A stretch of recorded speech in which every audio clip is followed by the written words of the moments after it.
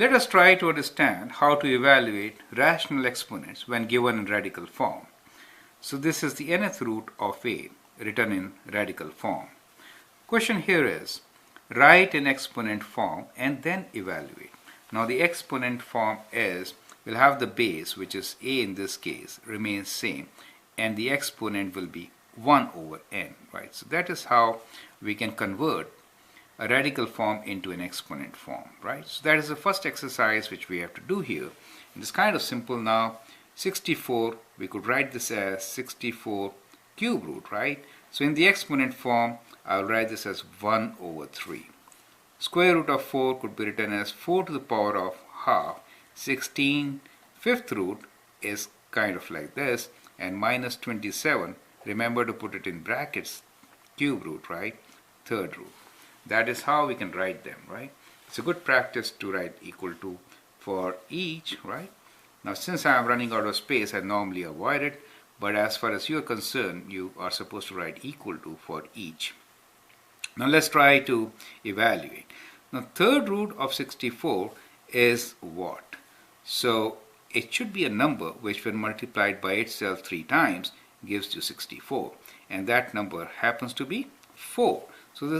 So 4 is your answer. The reason is 4 times 4 times 4 times 4 is 64. Do you understand? So we are looking for the cube root of 64. It could be written like this, and that really means the answer is 4.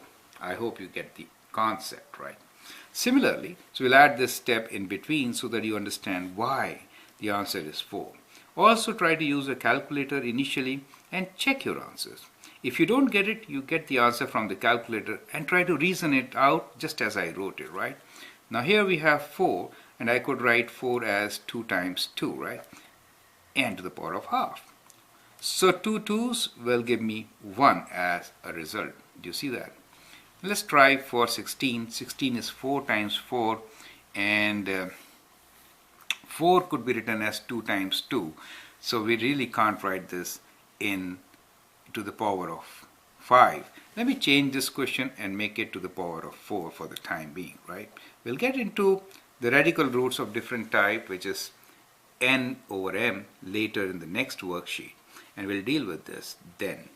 So for the time being, I've just changed this question, okay?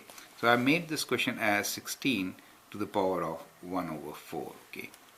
So let me rewrite this. I've already written that 16 to the power of 1 over 4. 16th fifth root we will take in the next worksheet, okay?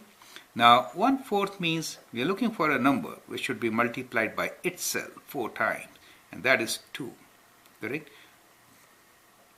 2 times 2 is 4, 2 times 2 is 4, and 4 times 4 is 16, and so we get our answer as 2.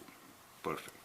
How about minus 27th third root, or the cube root of minus 27? It could be said in both ways, right? So it is, if you multiply minus 3 by itself 3 times, what do you get? Right? So we have all this cube root, right? So the answer is minus 3 for us. So that is how you kind of get your answers, right? It's just a matter of getting used to it. Then soon, automatically, you are going to get the results, okay? Now these 4 are practice questions for you. Square root of 81, 4th power of 16, which is kind of same thing, and cube root of 125, and 5th root of this is 10,000, okay? So try these out and get your result. Now since I changed this question, let me change this to, let me write a different question here, which will be 32 fifth root, okay? So this is kind of similar. You can try this question instead and get your answer, okay? I hope that helps. Thank you.